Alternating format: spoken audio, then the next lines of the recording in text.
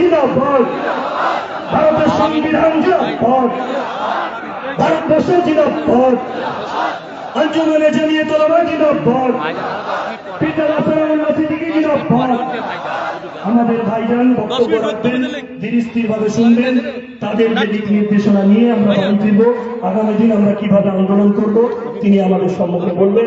আপনারা সকলে ভালো থাকুন, সুস্থ থাকুন, এই আমাদের ঐকান্তিক কামনা। আপনি বলেন, আপনি শেষ করেন। মানুষ আপনার জন্য অপেক্ষা করছে। আপনি বলেন, শোনো না ভাইজান, আপনি বলেন। মানুষকে চালু করেন, ভাইজান ভালো স্লোগান দিচ্ছেন। হ্যাঁ, তো বলো।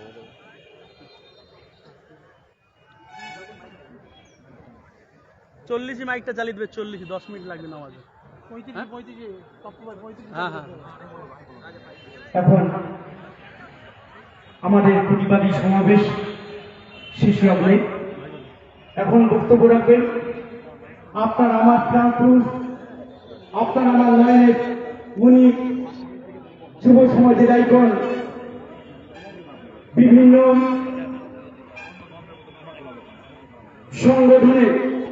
সংগঠন বিভিন্ন আন্দোলনের যিনি মণিকুঠা, সেই পীরজাদা সানাউল্লাহ সিদ্দিকী ভাইজান হুজুর কেবলা এখন বক্তব্য দেবেন।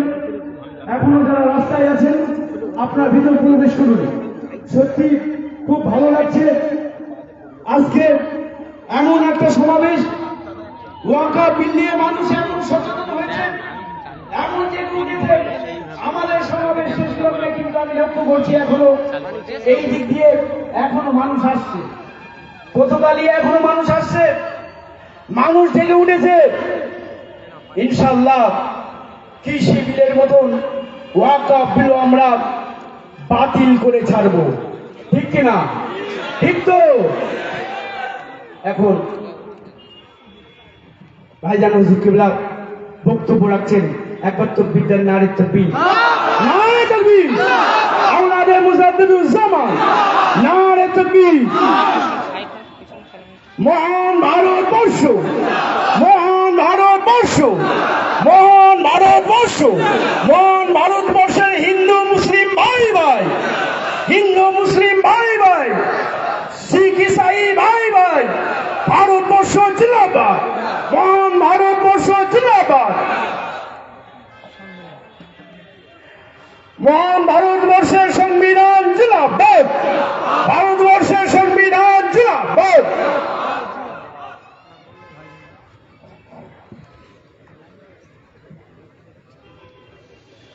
আসসালামু আলাইকুম ওয়া রাহমাতুল্লাহি ওয়া বারাকাতুহু। আউযু বিল্লাহি মিনাশ শাইতানির রাজীম। বিসমিল্লাহির রাহমানির রাহিম। আলহামদুলিল্লাহি রাব্বিল আলামিন ওয়াল আকিবাতু লিল মুত্তাকিন। والصلاة والسلام على رسوله الكريم وعلى آله وأصحابه وأزواجه وأهل بيته أجمعين، أما بعد. قال الله تعالى في كلام المزيد والفرقان الحميد: إن الله وملائكته يصلون على النبي يا أيها الذين آمنوا صلوا عليه وسلموا تسليما اللهم صل على سيدنا مولانا محمد وعلى آل سيدنا مولانا محمد। আজকে এই আঞ্জুমানে জামিয়াত উলামা আমডাঙ্গা থানা কমিটির সমস্ত কর্মী ভাইদের করে এবং সমাজ কল্যাণ পরিষদ, মুজাদ্দিদিয়া সমাজ কল্যাণ পরিষদ সমস্ত কর্মীদের, যারা এই সুন্দর প্রোগ্রামকে এত কষ্ট করে সুন্দর আঞ্জাম দিয়েছেন, অনেক অনেক ভালোবাসা মোবারকবাদ জানাই। বিভিন্ন এলাকা থেকে যারা ছুটে এসেছেন সকলকে অনেক ভালোবাসা জানাই এবং আরো আমি আমার অন্তঃস্থল থেকে ভালোবাসা জানাই আমডাঙ্গা থানার আমার আইসি ভাই, আমাদের রাজু সরকার ভাইকে, রাজকুমার সরকার ভাইকে আমি অনেক অনেক ভালোবাসা জানাই। তিনি ফিল্ডে এসেই আজকে আমাদের প্রোগ্রামকে সুন্দর করে পরিচালনা করার জন্য তিনি আমাদের কাঁধে কাঁধ মিলিয়েছেন এবং আমডাঙ্গা থানার সমস্ত পুলিশ স্টাফ ভাইদের করে অনেক অনেক ভালোবাসা জানাই এবং আইবি ডিপার্টমেন্ট থেকে যারা এসেছেন এবং দল মত আকিদা মাযহাব সব ভুলে জাতি ধর্ম বর্ণ নির্বিশেষে সকলকে আমার অন্তঃস্থল থেকে অনেক অনেক ভালোবাসা জানাই। আজকে আমাদের জানতে হবে যে ওয়াকফটা কি। আমরা দেখছি অনেক জায়গায় এমন কিছু ওয়াকফকে নিয়ে আলোচনা হচ্ছে যেন আমরা হিন্দু মুসলমান একে অপরের বিরুদ্ধে দাঙ্গা করতে চাইছি। এটা খুব ঘৃণিত কাজ। কিন্তু লোক সামনে পেয়ে জজবা দিয়ে বক্তব্য দেওয়াটাই কিন্তু সব জিনিস না। জনগণকে পার্টিকুলার বোঝানো এটাই বড় জিনিস কিন্তু আমি মনে করি। তা না হলে মিথ্যা অবশ্যই, হ্যাঁ জি, ওই গাড়িটা পার করে দেন। প্রত্যেকের স্বাধীনতা আছে, যে ধর্মীয় স্লোগান দেবে, কেন দেবে না? একে অপরের ধর্মীয় স্লোগান ভয় খাবার কিচ্ছু নয়। আমাদের ধর্মীয় স্লোগান অবশ্যই আপনারা দেবেন, কেন দেবেন না? এটা আমাদের ওয়েলকাম, সাধুবাদ জানানো উচিত আমি মনে করি। কেন ভয় করবো আমরা?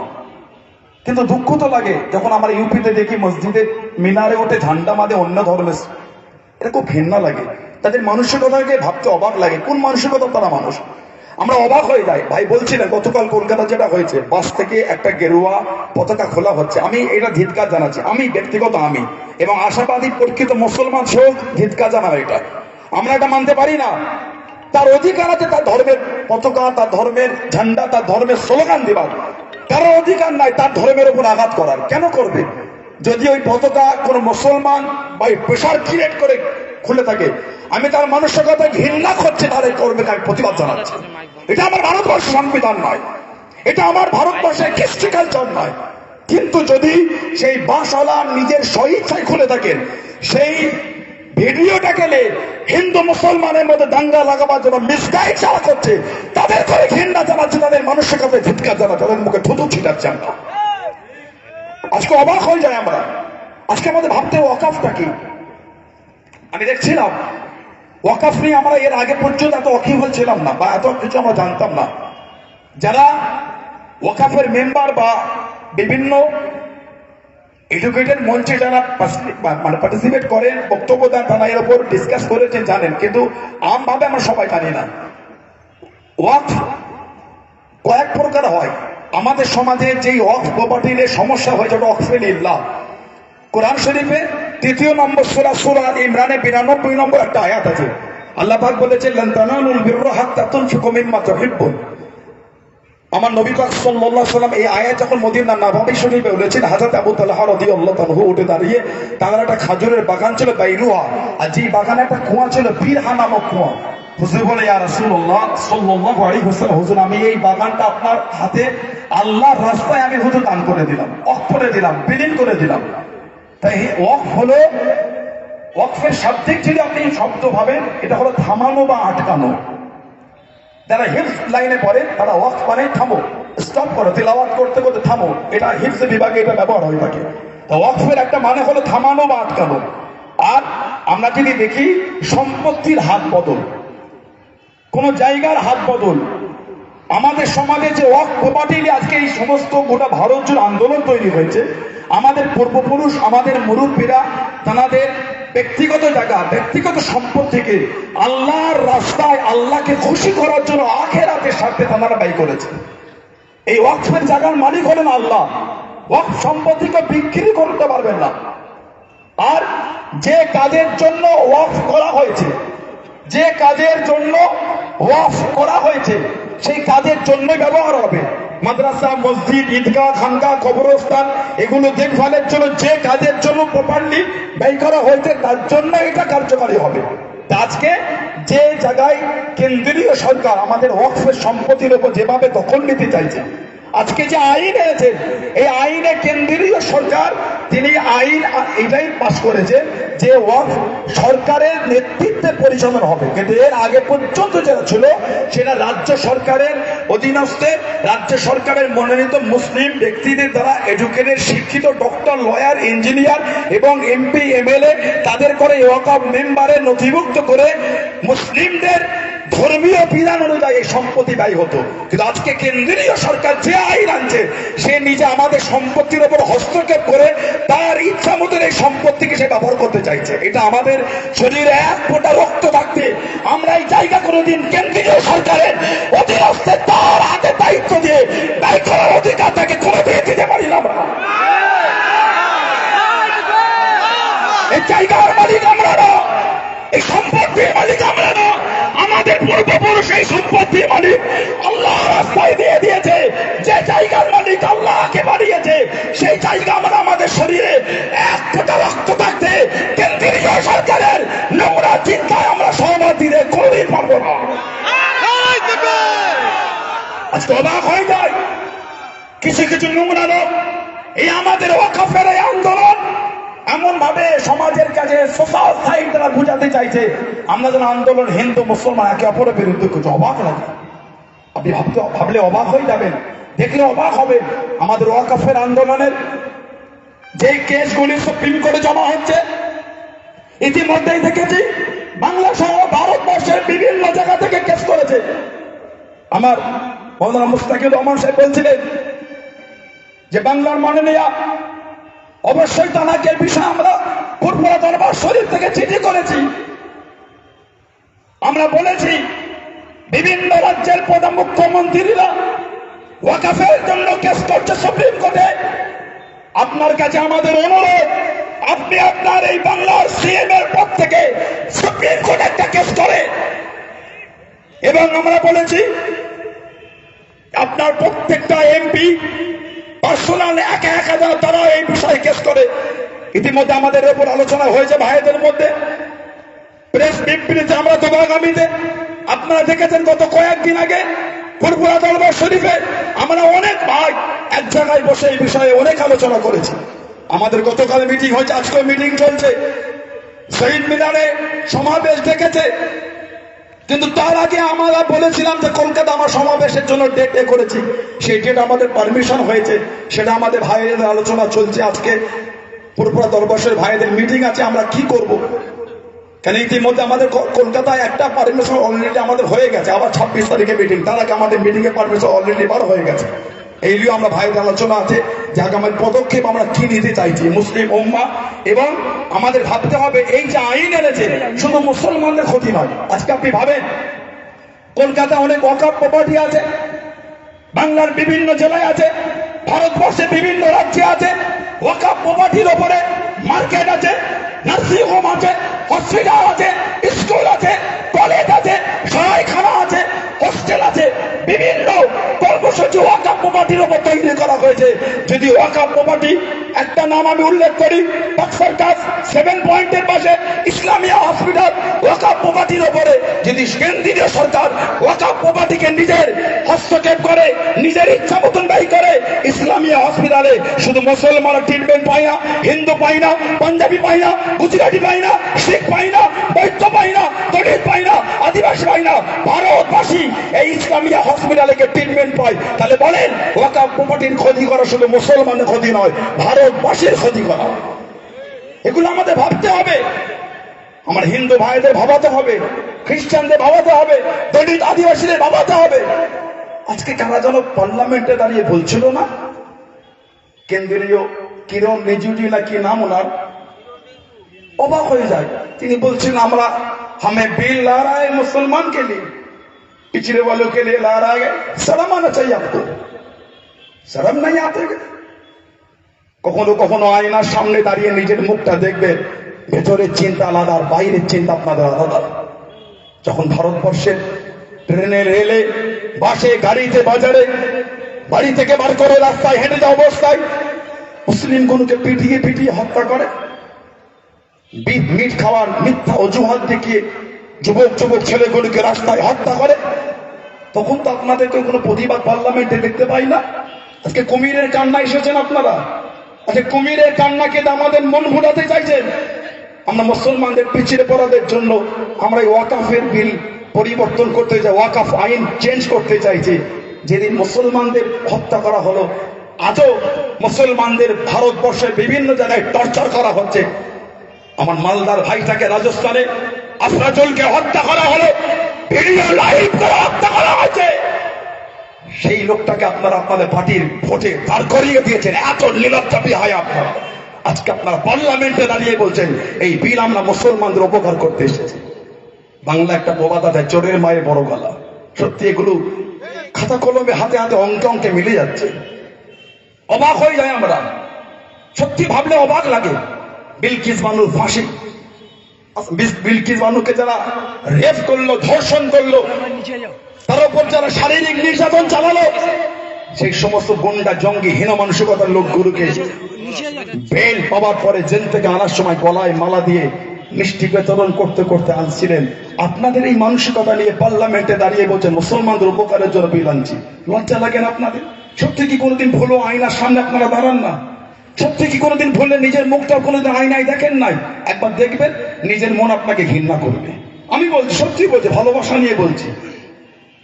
আজকে কেন্দ্রীয় একজন মন্ত্রী যিনি ওনাদের ওই রাজনৈতিক দলের স্পোক পার্সন, বিভিন্ন ডিবেটে যিনি পার্টিসিপেট করেন, তিনি বলছেন ওই দেশে অকাপ নাই, এই দেশে অকাপ নাই, এই দেশে অকাপ নাই, ওই দেশে অকাপ নাই। লজ্জা লাগে না আপনার?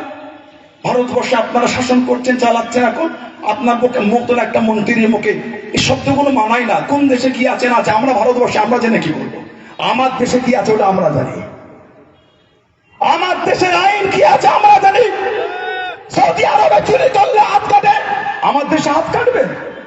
সৌদি আরবে শরাব পান করলে দৌড়া মারে, বেত মারে, আমার দেশে বেত মারবে? সেই দেশে অকাফ আছে না নয় আমার দেশের লোকজনে কি করবে? আমার দেশে কি আছে ওটা আমরা জানতে চাই। অবাক হয়ে যায় আমরা আপনাদের মতন এই সমস্ত শিক্ষিত সমাজের অশিক্ষিত ব্যক্তিদের ভাষাগুলো শুনে, আর মাঝে মাঝে ভাবি এই শিক্ষিত সমাজের অশিক্ষিত কোন পার্লামেন্টে গিয়ে বক্তব্য দেয় কি করে? ডিবেটে দাঁড়িয়ে এই ফেস ওয়াশ করে, মেকআপ করে, আর ওই কিছু পাঁচাটা মিডিয়াকে পয়সার লোভ দিয়ে কিনে নিয়ে আর কদিন চাটু করাটা করাবেন? লজ্জা লাগে না আপনাদের? হিন্দু মুসলমান, দলিত আদিবাসী, জৈন খ্রিস্টান, বৈধ একে অপরের মধ্যে দাঙ্গা লাগাতে ঘৃণা লাগে না আপনাদের? অবাক হয়ে গেলাম। কদিন আগে আমি এই এলাকার ভিডিও দেখছিলাম, সময় এসেছে জিহাদিরা বেড়ে গেছে। কারা জিহাদি? আমরা মুসলমান। আমরা যদি জিহাদি হয় আপনারা কি দাঙ্গাকারী? আমরা যদি জিহাদি হয় আপনারা কি জঙ্গি? এগুলো বলে সমাজে বিভ্রান্তি করবেন না, এগুলো আপনাদের মুখ থেকে শোভা পায় না। এতদিন এক প্লেটে হিন্দু মুসলমানে খেয়েছিলেন, এতদিন এক প্লেটে হিন্দু মুসলমান ভাত খেয়েছিলেন, এতদিন হিন্দু মুসলমান কাঁধে কাঁধ মিলিয়ে চলেছিলেন। আজকে বলছেন তলোয়ার আছে, ছুরি আছে, বটি আছে, কেন? মুসলমানরা বেড়ে যাচ্ছে। লজ্জা লাগে না আপনার? আমডাঙ্গা এলাকা, এসব এলাকা হিন্দু মুসলমানের ভ্রাতৃত্ব আজও কি আপনার চোখে পড়ে না? আর কটা রং পাল্টাবেন? একবার এ পালে, একবার ও পালে, একবার এই দাড়ি পাল্লা, একবার ওই দাড়ি পাল্লায়। এগুলো সমাজের মানুষ ভালো চোখে নাই না। ওই তিনটি লোককে পয়সার লোক দেখিয়ে পা চাটিয়ে দালালি করিয়ে সমাজেগুলো শোভা পায় না, সমাজেগুলো ভালোভাবে না। এগুলো বন্ধ করে। আপনি আপনার রাজনৈতিক জায়গায় আছেন, আমি আমার অরাজনৈতিক প্ল্যাটফর্মে আছি। এগুলো করে কেন হিন্দু মুসলমান দাঙ্গা লাগাচ্ছেন? কেন হিন্দু মুসলমান অশান্তি করতে চান? এগুলো বন্ধ করে। অবাক হয়ে যায় আমরা আজকে যখন এই সমস্ত মন্ত্রীরা যারা মুসলমানের গুণ গাইতে আসে। আমি গত 3 দিন আগে আপনারা দেখেছেন ইউপিতে একটা দলিত স্বামী স্ত্রী বাইকে করে যাচ্ছিল, সেই মহিলাটাকে দাঁড় করিয়ে কিছু জঘন্য হীন বাপের নোংরা পরিবেশে তৈরি সন্তান ভারতবর্ষে এই নোংরা নেতাদের নোংরা বক্তব্যের দ্বারা নিজের মানসিকতা পরিবর্তন করা সন্তান সেই দলিত মহিলাটাকে দাঁড় করিয়ে তার স্তন টিপতে, তার স্তনের মধ্যে হাত দিয়েছে। হয়তো আমার শব্দটা নোংরা হয়ে গেল, আমি আপনাদের কাছে করে জোরে ক্ষমা চেয়ে দিলাম।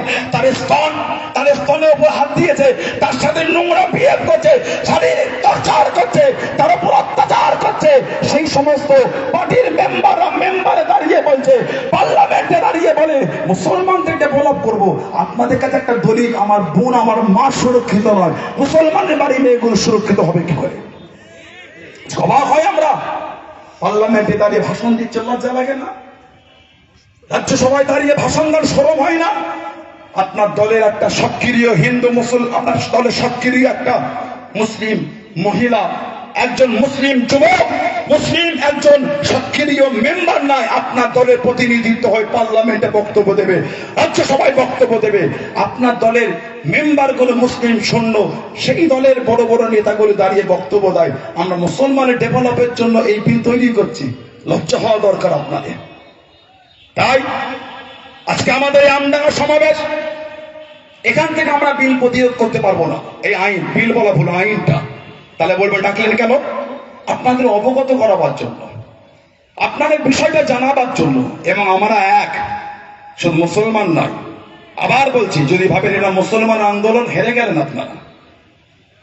আমার কিন্তু চিন্তায় না যে মুসলমানের আন্দোলন, আমার চিন্তা ভারতবর্ষের আন্দোলন। কেন? সংবিধান শুধু মুসলমানের নয়, সংবিধান হিন্দু সংবিধান, দলিতের সংবিধান, আদিবাসী সংবিধান, পাঞ্জাবি সংবিধান, গুজরাটি সংবিধান, মারাঠি সংবিধান, শিখের সংবিধান, খ্রিস্টানের সংবিধান, বৌদ্ধ সংবিধান, সংবিধান ভারতবাসীর সংবিধান। যে সংবিধান লঙ্ঘন করে যখন আইন করা হয়েছে, সংবিধান বিরোধী আন্দোলন। সংবিধান বাঁচাতে গেলে শুধু মুসলমানের দায়িত্ব নয়, সমস্ত সম্প্রদায়ের দায়িত্ব। তাই আমাদের আন্দোলন শুধু মুসলমান আন্দোলন নয়, আমাদের আন্দোলন জাতি, ধর্ম, বর্ণ নির্বিশেষে সমস্ত সম্প্রদায়ের মানুষের আন্দোলন। একটাই কারণ, সংবিধানকে আমরা লঙ্ঘন হতে দেবো না, সংবিধানকে নষ্ট হতে দেবো না। সংবিধান ভারতের মানচিত্রে ডক্টর ভীমরাও বাবা সাহেব আম্বেদকর যে সংবিধান রচনা করেছেন, সেই সংবিধান তারাও যেমন ভারতের সম্মান পেয়েছিল, আজও যেমন পাচ্ছে। যতদিন ভারতবর্ষ থাকবে ততদিন ভারতবর্ষে বাবা সাহেবের সংবিধান মাথা উঁচু করে মান্যতা পেয়ে যাবে। আজকে ওয়াকাফ 1995 সালে ওয়াকাফ অ্যাক্ট অনুসারে যাদের প্রতিষ্ঠিত, যেটা বলছেন রাজ্যগুলির দায়িত্বে এই ওয়াকাফের সমস্ত সম্পত্তি দেখভালের দায়িত্ব, সম্পত্তি দানকারী মালিকানা থেকে যে দান করবে আল্লাহর রাস্তায় তার মালিকানা থেকে সরে যাবে, কিন্তু এই ওয়াকাফ সম্পত্তি দেখভাল থেকে সে সরবে না। এবং ওয়াকফ করা সম্পত্তি বিক্রি বা উত্তরাধিকার সূত্রে হস্তান্তর করা যাবে না। সম্পত্তিটি একটি ট্রাস্টের মাধ্যমে পরিচালিত হয়। ওয়াকফকারীকে ওয়াকিফ বলা হয়, আর ট্রাস্টের ব্যবস্থাপককে মুতাওয়াল্লি বলা হয়। এতদিন পর্যন্ত গোটা ভারত জুড়ে এই ওয়াকফ সম্পত্তি মুতাওয়াল্লির মাধ্যমে পরিচালনা হয়ে আসছে। আপনি বলতে পারেন ওয়াকফ সম্পত্তির অনেক অর্থ রদবদল হয়েছে, অনেক অর্থ এদিক ওদিক হয়েছে, একসময় বলতে পারেন, কিন্তু ওয়াকফ সম্পত্তির অর্থ তছনছ হয়েছে বলে ওই সিস্টেমটাই বদলে দেবেন, এটা কোনোদিন মানা যায় না।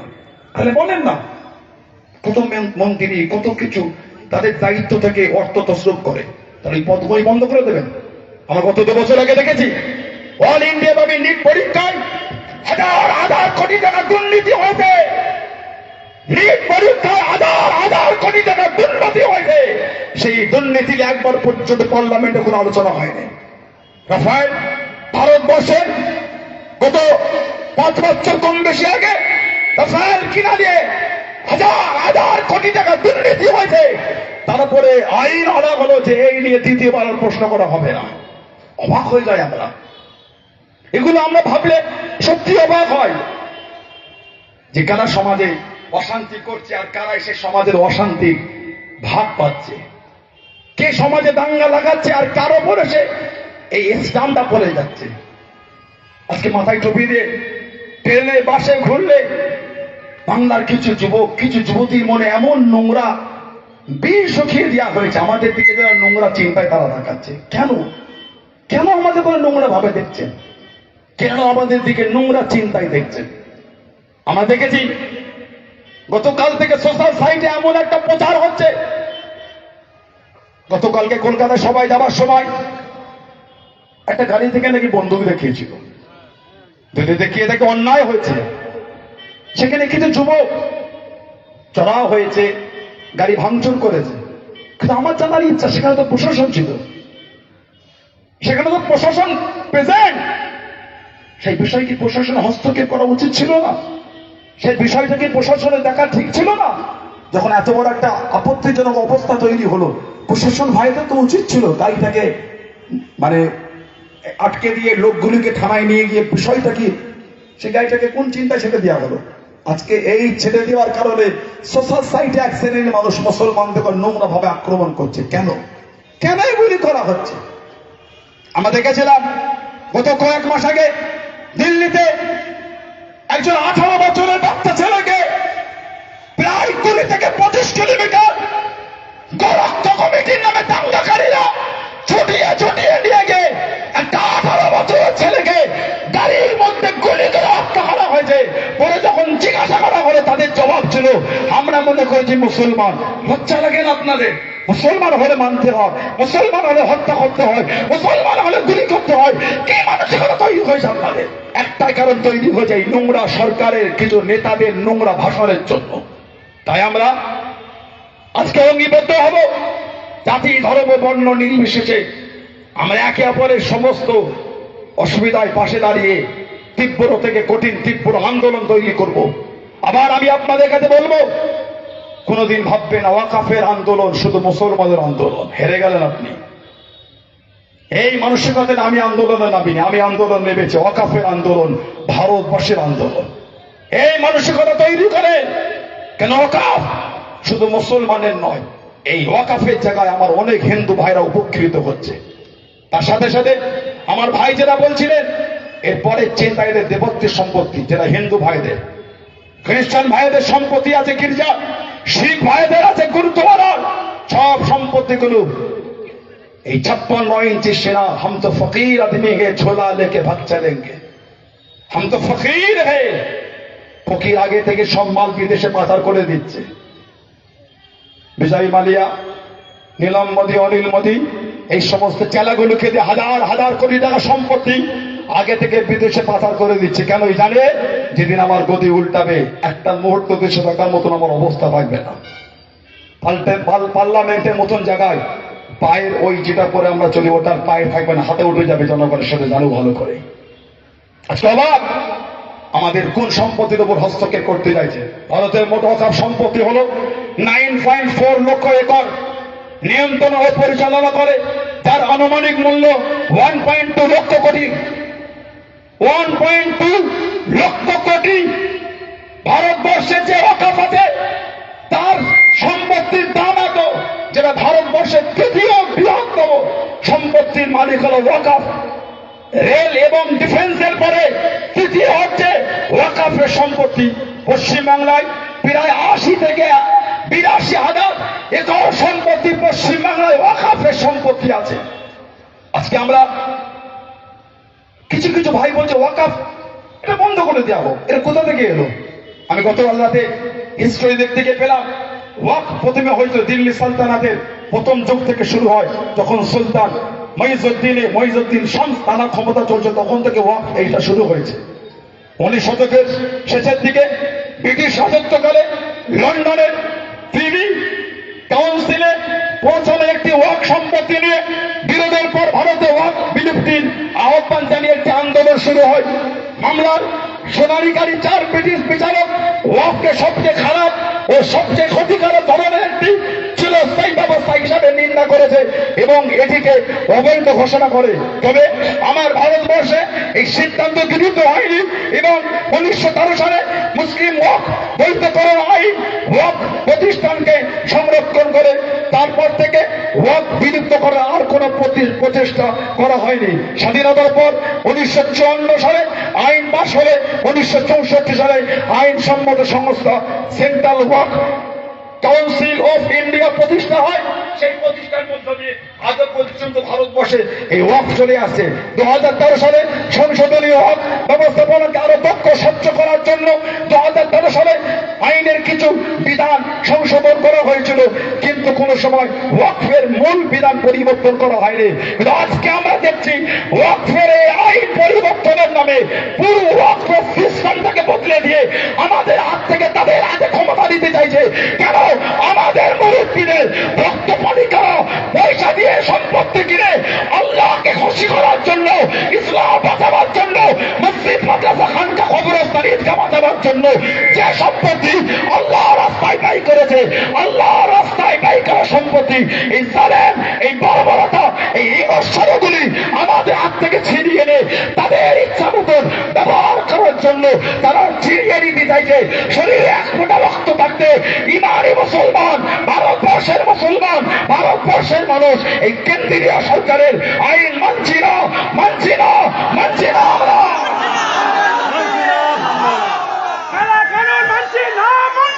মানছি না, মানবো না। বাতিল করো, বাতিল করো। তাই আমি আর আপনাদের কাছে বেশি সময় নেব না।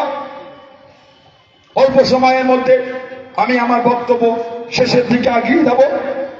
তাই আপনাদের কাছে একটাই অনুরোধ, আপনারা আমাদের পাশে থাকেন। আগামী দিন আমাদের অনেক পথ বাকি আছে। গতকাল আমরা সুপ্রিম কোর্টে লয়ারের সাথে ফোনে কথা বলছিলাম, ফুরফুরা দরবার শরীফের সমস্ত পীরজাদা ভাইদের তরফ থেকে। উনি আমাদের বললেন, হুজুর আপনাদের আধার কার্ডটা পাঠিয়ে দেন, আমি সুপ্রিম কোর্টে আপনাদের দরবার শরীফে দিয়ে আমরা কেস জমা দিয়ে দিচ্ছি, 16 তারিখে শোনানো হবে। যদি আপনারা পারেন 2-4 জন আসেন, তারপরের ডে যখন তখন আপনারা আসতে পারেন। এর মধ্যে আমাদের সমস্ত পীরজাদা ভাইদের তরফ থেকে কয়েকজনকে দায়িত্ব দেওয়া হয়েছে, তারা এই বিষয়টা দেখছেন। এবং শুধু আমরা এই করে বসে নাই, এক শ্রেণীর মানুষদের নেটে এসে দুর্নাম বদনাম করাটা তাদের কাজ। ফুরফুরা শরীফ কি করলো, ফুরফুরা শরীফ কি করলো, এই মানসিকতা আমি মনে করি ঠিক না। ফুরফুরা শরীফ তারও ইমানি দায়িত্ব আছে। আপনি নিজেকে মুসলমান ভাবলে ফুরফুরা শরীফে হুজুর কোনো কিন্তু বেঈমান না, তারা মুসলমান। তাই এই পরিস্থিতিতে এই সমস্ত লেখালেখিগুলো বন্ধ করে। আমার মনে হয় এগুলো লেখা বর্তমান সময় সন্ধিক্ষণে ঠিক আপনার উচিত হচ্ছে না। যখন সমস্ত মানুষ দল মত নির্বিশেষে মাযহাব বিভেদ ভুলে গিয়ে যখন এক জায়গায় এসে দাঁড়িয়েছে, সেই সময় আপনার এই একটা ছোট্ট কমেন্ট কিন্তু উম্মার মধ্যে অনেকটা অশান্তি ধরিয়ে দিচ্ছে। তাই আশাবাদে এগুলো করা বন্ধ করে আজকে শুধু মুজাদ্দিদুজ্জামান রাহমাতুল্লাহ আলাইহি ভালোবাসা মানুষ তো এসেছেন, ওনাকে সবাই ভালোবাসে, তারপরও অন্য জামাতের সঙ্গে অনেক দলের সঙ্গে সম্পর্কযুক্ত মেন দায়িত্বপ্রাপ্ত অনেক ব্যক্তি এসেছে। একটাই কারণ, এটা আমাদের ইমানই কর্তব্য। আমি আমার আকীদায় মজবুত থেকে সব আমরা কিন্তু এক স্টেজে চলে এসেছি, এক ময়দানে এসে। একটাই কারণ, এই ওয়াকফ দিন আমাদের আইন বাতিল করতেই হবে। একটাই আওয়াজ, আমাদের একটাই স্লোগান। তাই সেই স্লোগানকে আমরা সামনে রেখে, মাথায় রেখে আগামী দিন আমাদের যে কর্মসূচি 26 তারিখের পরে গোটা বাংলার মুসলিম উম্মাহ নেতৃত্ব যারা আছেন, যে কর্মসূচির দায়িত্ব দেবেন, সেই কর্মসূচির দিকে আমরা এগিয়ে যাব। আর আমাদের ইতিমধ্যে কলকাতা হাইকোর্ট এবং সুপ্রিম কোর্টের এবং রাষ্ট্রপতি এই সমস্ত ব্যক্তিদের কাছে এবং সুপ্রিম কোর্টের যে কথা চিফ জাস্টিস আছে সকলের কাছে দরবার শরীফের পক্ষ থেকে ভারতের আইন, ভারতের সংবিধান যে আমাকে অধিকার দিতে, এবং এই আইন যে সংবিধান বিরোধী তৈরি হয়েছে সেই ধারাগুলো তুলে আমরা একটা মেল সিস্টেম চিঠির মধ্যে দিয়ে আমাদের কাছে ইতিমধ্যে আমাদের মেল করার জন্য প্রসেসিং রেডি হচ্ছে। ইনশাআল্লাহ খুব তাড়াতাড়ি আমার সঙ্গে পাঠিয়ে দেবো, যেটা আমাদের ইমানই কর্তব্য, ইমানের দায়িত্ব। তাই আপনারা আন্দোলনে এসেছেন, আমি আর দীর্ঘায়ী করবো না, আসরের নামাজ আমাদের বাকি আছে, আমি ছেড়ে দেবো। অল্প দু একটা কথা খালি বলবো, যে কথাগুলি হলো যে আপনারা আন্দোলন করেন, হিন্দু মুসলমান দলিত আদিবাসী পাঞ্জাবি গুজরাটি মারাঠি শিখ বৌদ্ধ জৈন সবাই কাঁধে কাঁধ মিলিয়ে আমাদের আন্দোলন কোনো সম্প্রদায়কে দুঃখ দিয়ে না, কোন সম্প্রদায়ের বিরুদ্ধে না। এবং অন্য সম্প্রদায় ভাই বোনদের কাছে আমার করজন অনুরোধ, আপনারা ভাববেন এই আন্দোলন আপনাদের বিরুদ্ধে, আপনারা আমাদের পাশে থাকে, আমরা আপনাদের পাশে আছি। একে অপরের কাঁধে কাঁধ মিলিয়ে আমাদের আন্দোলনকে আমরা সুন্দর করে এগিয়ে নিয়ে যাবো। সাথে সাথে রাস্তাঘাটে বিশৃঙ্খলা করবেন না, রাস্তাঘাটে যেমন শান্তভাবে এসেছেন শান্তভাবে যাবেন। আর আমাদের আগামী দিন এই আমডাঙ্গা সহ বিভিন্ন জায়গায় কর্মসূচি আমাদের হবে। আর যেখানে ওয়াকফ ফ্রি আলোচনা হবে, আশাবাদী আপনাদের কাছে ইমানই জায়গায় দাঁড়িয়ে ইমানই দায়িত্ব মনে করে যেই ডাকুক ওয়াকফ এই বিষয়ে আলোচনা হলে, যেই ডাকুক ব্যক্তি দেখবেন না বিষয় দেখবেন, সেখানে একটু হাজির দেওয়ার চেষ্টা করবেন। এই আশা আপনাদের সকলের কাছে রেখে আল্লাহ আমাদের কবুল করেন। আল্লাহ আমাদের ভারতবর্ষে ভ্রাতৃত্ব অটুট রাখেন। সমস্ত সম্প্রদায়ের মানুষকে আল্লাহ কাঁধে কাঁধ মিলিয়ে সম্প্রীতি ভালোবাসা মেলবন্ধন চলাফেরা তৌফিক দেন। আল্লাহ কবুল করেন। আল্লাহুম্মা আমিন। আল্লাহুম্মা আল্লাহ আল্লাহ আমাদের সকলকে কবুল করেন। আল্লাহ পাক আমাদের আন্দোলন কবুল করেন। আল্লাহ পাক এই সরকার যে নোংরা আইন আনতে চাইছে, আল্লাহ নোংরা আইন ধ্বংস হয়ে যায়। আল্লাহ দয়াময় মেহেরবানি করে আপনি আল্লাহ আমাদের সকলকে কামিয়াবি করেন। আমাদের সমাজে সমস্ত সম্প্রদায়ের মানুষকে কাঁধে কাঁধে মিলে ভাতৃত্বে ভালোবাসায় চলা তৌফিক দান করেন। যারা আমাদের সমাজে অশান্তি করতে চাইছে, ঝগড়া লাগাতে চাইছে, যে সমস্ত নোংরা ব্যক্তিদের হাত থেকে আল্লাহ আমাদের হেফাজত করেন, নোংরা কারীদের থেকে আল্লাহ আমাদের হেফাজত করেন। আল্লাহ পাক 16 তারিখে সুপ্রিম কোর্ট এই বিষয়ে শুনানি আছে। আল্লাহ আল্লাহ আপনি সত্যের জয় করবেন। আল্লাহ আল্লাহ আপনি হকের জয় করবেন। আল্লাহ আল্লাহ এই সম্পত্তি আমাদের মুরব্বী আল্লাহ আখিরাতের জন্য আপনাকে খুশি করার জন্য দিয়েছে। আল্লাহ আল্লাহ দুনিয়ার কোন শক্তি চাইনি, আল্লাহ আখিরাতের জন্য দিয়েছে। আমার নবী সাল্লাল্লাহু আলাইহি ওয়াসাল্লাম আবু তালহাকে বলেছে, আবু তালহা এতে অনেক দামি জায়গা আল্লাহর দরবারে আখিরাতে তোমার জন্য জমা হয়ে গেল। আল্লাহ সেই চিন্তা সেই ভাবনা নিয়ে আমাদের মুরব্বীরা দুনিয়ার লোভ লালসা স্বার্থ ভুলে গিয়ে হাজার হাজার কোটি টাকা দামি সম্পত্তি করে আল্লাহ আপনার রাস্তায় মসজিদ মাদ্রাসা ঈদগাহ খানকা কবরস্থানে হেফাজতের জন্য গরিব অসহায়ের সাহায্যের জন্য দান করেছে। আল্লাহ আল্লাহ আপনি আমাদের সাহায্যকারী হয়ে যান। আল্লাহ আল্লাহ আপনি আমাদের সাহায্যকারী হয়ে যান। আল্লাহ আল্লাহ আরো দোয়া আছে, আল্লাহ প্যালেস্তাইনে জমিনে আপনি শান্তি দেন। আল্লাহ আল্লাহ যখন আমরা ঈদের মার্কেটিং করতে ব্যস্ত ছিলাম, তখন তারা কিভাবে বাঁচবে সেই নিয়ে ব্যস্ত ছিল। আল্লাহ আল্লাহ আপনি কি আরেকবার পারেন না আল্লাহ, যে আব্রাহা বাদশাকে ধ্বংস করার জন্য আপনি যাকে যাকে পাখি পাঠিয়েছেন তয়রন আবাবি, আল্লাহ যাকে যাকে পাখি পাঠিয়ে তাদের মুখে ছোট্ট ছোট পাথরের কোনা দিয়ে আব্রাহা বাহিনী হস্তি বাহিনীকে ধ্বংস করেছেন। আল্লাহ গোটা পৃথিবীর মুসলিম উম্মাহ রেখেছে। ও আল্লাহ আরেকবার আপনি সেই যাকে যাকে পাখি পাঠিয়ে জালেমদের ধ্বংস করে দেন। আল্লাহ আল্লাহ জালেমদের ধ্বংস করে দেন। আল্লাহ আল্লাহ জালেমদের ধ্বংস করে দেন। আল্লাহ আল্লাহুম্মা আইযাল ইসলাম মুসলিমিন, আল্লাহুম্মা আইযাল ইসলাম আল মুসলিমিন, আল্লাহুম্মা আইযাল ইসলাম আল মুসলিমিন। এই রাব্বি আল্লাহ আমাদের সকলকে এই তীব্র আন্দোলন শেষ পর্যন্ত একসাথে কাঁধে কাঁধ মিলে থাকা তৌফিক দান করেন আল্লাহ পাক। আমরা আজকে এই সভাকে করার জন্য জায়গাটা দিয়েছেন আল্লাহ, এই জায়গা 4 ভাই মিলে দিয়েছেন এবং যে সমস্ত ভাইরা অনেক খেটেছে, রাত দিন এক করেছে আল্লাহ। আল্লাহ দুনিয়ার কোনো স্বার্থে না আল্লাহ, আপনার রাজি করার জন্য আল্লাহ। আল্লাহ তাআলার উপর আপনি খুশি হয়ে যান আল্লাহ, আমাদের উপর আপনি রাজি হয়ে যান আল্লাহ। আল্লাহ এই আন্দোলন আপনার জন্য লিল্লাহি খুলুসিয়াতের আন্দোলন আল্লাহ। আল্লাহ পাক এই আন্দোলন আমাদের কায়েমতের নাজাতের একটা ওসিলা করে দেন আল্লাহ। যারা যারা এসেছে আমার ভাইরা বিভিন্ন গ্রাম থেকে দূর থেকে মুরব্বী চাচাগুলো চলে এসেছে আল্লাহ। আল্লাহ আপনার রাজির জন্য এসেছে আল্লাহ। আল্লাহ আপনার রাস্তায় যে মালগুলো ব্যয় করেছে আল্লাহ, সেই মালের হেফাজতের জন্য এসেছে আল্লাহ। আল্লাহ কোন স্বার্থে আসেনি আল্লাহ। আল্লাহ হাজারো খুশি করে হাজির করিয়েছেন, হাজারো খুশি করে প্রত্যেকে বাড়িতে পৌঁছে দেবেন আল্লাহ। আমডাঙ্গা থানা প্রশাসন ভাইরা আমাদের অনেক সহযোগিতা করেছেন, আল্লাহ পাক আমাদের হেফাজত করেন, দায়িত্ব নিয়ে সুন্দর করে এই আমডাঙ্গা এলাকাটা সুন্দর করে পরিচালনা তৌফিক দান করেন আল্লাহ। রব্বানা আতিনা ফিদ দুনিয়া হাসানাহ ওয়া ফিল আখিরাতি হাসানাহ ওয়া কিনা আযাবান্নার। আলহামদুলিল্লাহ রাব্বিল আলামিন। আল্লাহ আমাদের প্রত্যেকের দোয়া নবী পাকের নূরের কদম শরীফের ওসিলায় কবুল করুন। আলহামদুলিল্লাহ রাব্বিল আলামিন বিহাক কালিমাতি তাইয়্যিবাতি লা ইলাহা ইল্লাল্লাহ মুহাম্মাদুর রাসূলুল্লাহ। আসসালামু আলাইকুম ওয়া রাহমাতুল্লাহ। আলামিন ভাই স্লোগান, আলামিন ভাই স্লোগান, আলামিন ভাই হ্যালো, নারায়ে তাকবীর।